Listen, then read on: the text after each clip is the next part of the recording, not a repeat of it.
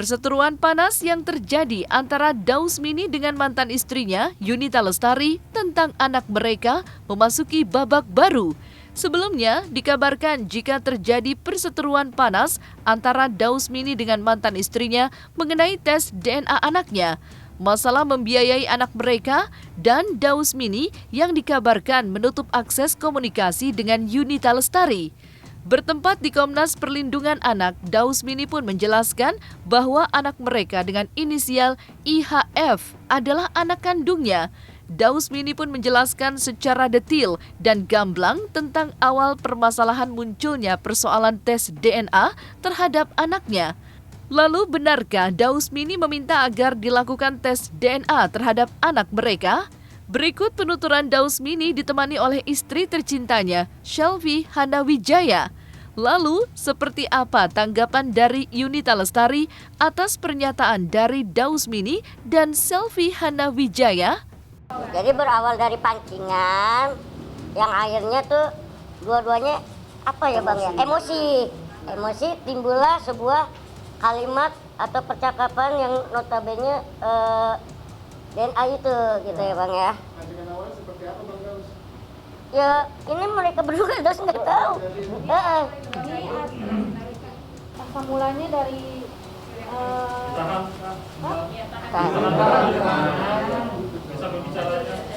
gitu lah. dari sini, jadi Yuni ini terpancing sama netizen. Nah di sinilah dia bawa-bawa nama, banyak nih. Baca aja. Pak, mau tanya dong, kalau papinya Ical masih kasih jatah, harus diminta dulu atau udah tahu dijawab apa sih kewajibannya katanya. Jawablah sama Yuni, kalau sekarang minta juga nggak dikasih, malah WA aku diblok sama bininya. Udah ditahu kan alasannya, udah yang tadi barusan dijelasin. Udah ini aku jelasin kayak gini. Banyak banget. Pokoknya pada intinya ini dalamnya ini aku ngejelasin pandemi. Kenapa Bang Daus nggak bisa ngasih nafkah karena pandemi? Aku bilang begitu. Ini netizen ya yang masih tahu ini. Mengurangi Ya? Iya mengurangi maksud aku.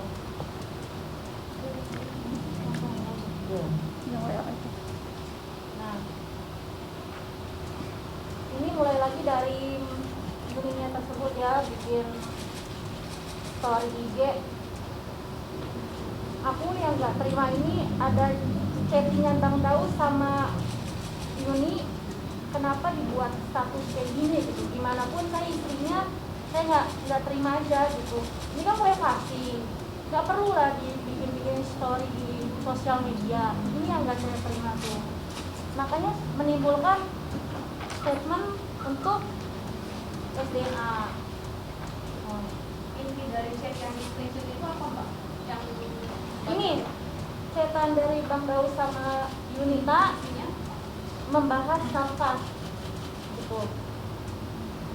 Ini kan privasi, maksud aku nggak perlu lah ditaruh di sosial media tuh, nggak perlu kayak gini. Kan bisa langsung hubungin aku atau DM atau bisa dari kakaknya Bang Daus, kan bisa seperti itu, nggak perlu di screenshot kayak gini gitu. Bang Daus sendiri ini kan bisa dikatakan permasalahannya sebenarnya udah hampir setahun Bang. Kenapa Bang Daus sendiri kan diem aja nih gitu kan? Kalau baru sekarang untuk klarifikasi sikap. Ya karena bingung aja gitu loh. Kok nggak kelar-kelar gitu. Ya gitu kan urusan anak, urusan keluarga gitu loh. Kan Daus juga saat ini juga punya kehidupan sendiri juga, dia juga udah punya kehidupan sendiri gitu kan, dia punya suami, dia juga udah punya istri gitu. Tapi kok apa ya, kok jadi makin panjang, makin ruwet gitu loh. Malah dari kemarin Daus pikir tuh udah selesai gitu kan, masalah ini Daus pikir udah selesai, udah clear nih antara kedua pihak, antara mantan dengan istri gitu kan. Kok tiba-tiba masih rame gitu. Terus emang Daus belum sempat ngobrol sama beberapa teman-teman juga yang pada japri ya kan, emang belum sempat waktunya. Terus bilang kita dulu ya, tunggu waktunya yang pas, yang tepat. Sampai kemarin jatuh sakit aja beberapa hari, Bang Acung juga tahu ya Bang. Gitu. Itu juga sampai jatuh sakit, terus sampai ada yang bilang katanya inilah itu, tapi Rasman biarin aja, manusia mau ngomong apa gitu kan, yang penting emang benar keadaannya Daus lagi sakit gitu. Sakitnya gara-gara kepikiran Bang? Kepikiran dan juga mungkin kecapean. Kecapean mikirin corona. Jadi kalau menurut aku di preskonnya Daus Mini dan keluarga yang tadi itu tidak menemukan titik temu. Itu hanya titik temu antara aku dan Daus. Setidaknya aku jadi tahu bahwa permasalahan ini memang benar-benar tidak datang dari Daus. Jadi alhamdulillah Ical masih punya bapak yang baik dan waras gitu ya, alhamdulillah banget. Tapi aku akan tetap menuntut permintaan maaf dari pihak Selfie, karena dia yang udah ngomongin tes DNA, dia kan nggak minta maaf sama sekali nih sama Ical. Dan nggak usah melebar kemana-mana ngomongin nafkah, ngomongin chat sakit hati atau apapun. Intinya kamu menyebutkan tes DNA dan itu sudah jatuhnya fitnah dan itu bisa dipidana. Jadi sebaiknya segeralah minta maaf, seperti itu.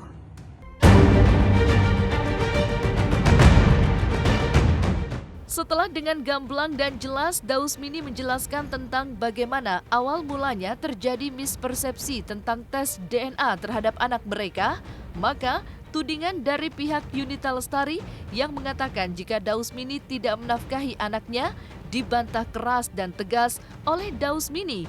Menurut penuturan Daus Mini, tidak benar jika dirinya lepas tangan akan tanggung jawab dengan anaknya. Namun memang Daus Mini mengakui jika selama corona ini Daus Mini mengurangi jatah bulanan untuk anaknya karena profesinya sebagai artis terkena dampak corona. Lalu seperti apa tanggapan dari Yunita Lestari atas pernyataan dari Daus Mini dan Selfie Handawijaya? Sebelumnya Assalamualaikum warahmatullahi wabarakatuh. Terima kasih, mohon izin Om. Mari. Ya, terima kasih buat Om Arif mereka Sirait atas waktunya, atas tempatnya, fasilitasnya, dan juga teman-teman media, Bang Acung, beserta tim, terima kasih atas kehadirannya. Ya, sebelumnya Daus juga mau mengklarifikasi bahwasannya pemberitaan yang kemarin ramai, yang kemarin sempat bikin gaduh dan sebagainya. Alhamdulillah hari ini Daus memenuhi bersama istri, pastinya memenuhi panggilan yang mana sudah dikatakan oleh Maris. Ya, kita hari ini mendatangkan panggilan gitu. Dan pemberitaan yang kemarin itu ya apa namanya kesalahpahaman sebenarnya sih gitu. Kesalahpahaman ya, tadi sudah dijelaskan poin-poinnya juga hampir seluruhnya sudah dijelaskan gitu loh. Kalau secara bulanan yang biasa kita penuhi, ini kemarin itu tidak kita penuhi karena ya tadi udah dijelasin karena corona. Tapi adapun besar kecilnya kayak hariannya ataupun kebutuhan lainnya itu insya Allah sampai detik ini, sampai saat ini tetap Daus penuhi kok itu.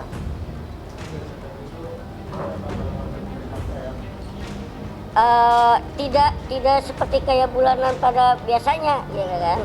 Paling ya kita nggak bisa nyebutin lah angka di sini gitu kan, karena kan nggak etis lah gitu. Jadi ada kayak kebutuhannya dia, kebutuhannya anak kayak gitu-gitu, tetap sampai saat ini tetap kita penuhi.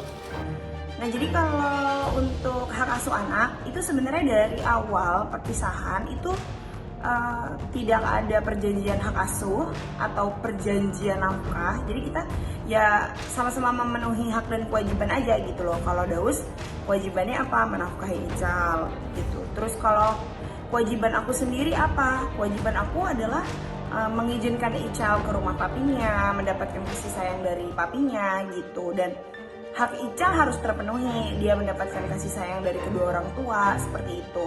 Nah, dengan adanya permasalahan ini sebenarnya, aku tahu nih masalah ini datangnya bukan dari Dausmini ya, tapi dari istrinya, seperti itu.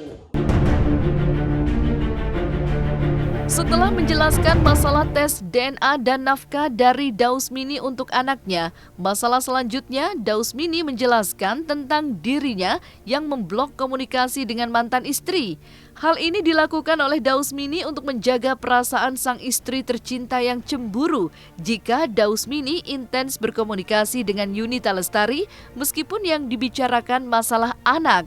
Namun, meskipun Dausmini telah memblok akses komunikasinya dengan mantan istri, yang diharapkan oleh Dausmini adalah Yunita Lestari dapat berkomunikasi mengenai masalah anak melalui istrinya atau saudaranya. Ya kalau masalah ngeblok itu gini loh, ada yang namanya pertanggungjawaban seorang istri, ya kan?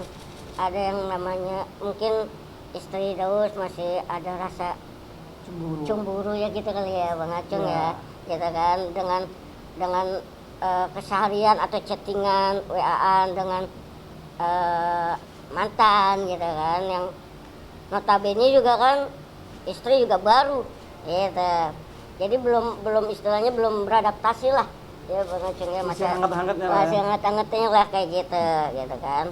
Dan mungkin dari situ maksudnya, dan juga itu aja paling nggak yang, dan kalau ngeblok juga kan biasanya komunikasi meskipun sama Daus susah, biasanya itu bisa lewat kakak Daus gitu. Adapun apapun kebutuhannya atau kabar tentang anak itu pasti Om melalui kakak Om, gitu, mewakili dari keluarga. Kalau Dausnya lagi sibuk, Dausnya lagi handphone mati atau gimana gitu Om. Artinya begini, ngeblok itu bukan berarti menutup akses Antara Yuni dengan Bang Daus lah gitu kira-kira. Di blok ini sebenarnya niatnya di blok nomornya Yuni ini hanya di blok di handphonenya saudara Daus. Itu biar komunikasinya melalui istrinya, melalui selfie gitu. Kebutuhan anak ataupun komunikasi tentang anak biar langsung ke selfie, nanti selfie yang akan menyampaikan ke saudara Daus ini gitu. Bukan menutup akses, sama sekali tidak menutup akses. Akses itu masih ada, baik ke selfie ataupun ke kakaknya ya tadi ya. Nah, jadi kalau untuk nafkah sebelumnya itu Daus selalu menafkahi Ical dengan baik gitu ya, tidak pernah ada masalah. Nah, sampai di pandemi kemarin itu memang menafkahinya tuh berkurang gitu loh. Tapi emang nggak masalah, yang penting ada omongan gitu, ngomong baik-baik aja, karena aku juga ngerti gitu. Nah tapi permasalahannya adalah di sini itu tiba-tiba pada bulan September itu Daus tuh nutup semua akses gitu loh. Jadi semua akses Ical untuk menghubungi bapaknya itu nggak bisa gitu. Terus juga kalau untuk nafkah terakhir dinafkahin itu bulan Oktober 2020 ya, itu ada buktinya, udah aku upload di Instastory aku.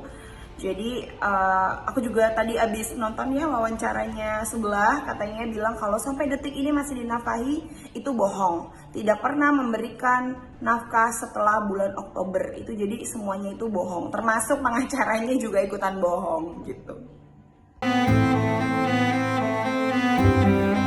Lalu ketika Dausmini sudah memenuhi panggilan dari Komnas Perlindungan Anak dan menjelaskan semua kronologis dan alasan-alasan seperti tes DNA, masalah nafkah anak dan menutup akses komunikasi, maka apa respon Yunita Lestari setelah mendengar pengakuan dari Dausmini dan istrinya di Komnas Perlindungan Anak? Kalau untuk kondisi Ical saat ini memang sedang tidak baik-baik saja. Jadi lebih sering murung, terus juga pendiam gitu kan. Namanya anak kecil dengar berita yang gak enak gitu kan, pasti dia ada perasaan mikir gitu kan. Apalagi kalau anak kecil gitu kan belum bisa cerita apa yang dia rasain gitu. Aku sih berencana pengen bawa Ical ke dokter untuk ketemu yang lebih berpengalaman gitu ya. Misalnya kayak psikolog anak gitu. Pengennya sih aku bawa gitu supaya aku tahu ini tuh anak sebenarnya kenapa seperti itu. Tapi ya mudah-mudahan sih Ical ke depannya masih tetap baik-baik aja gitu. Ya doain aja.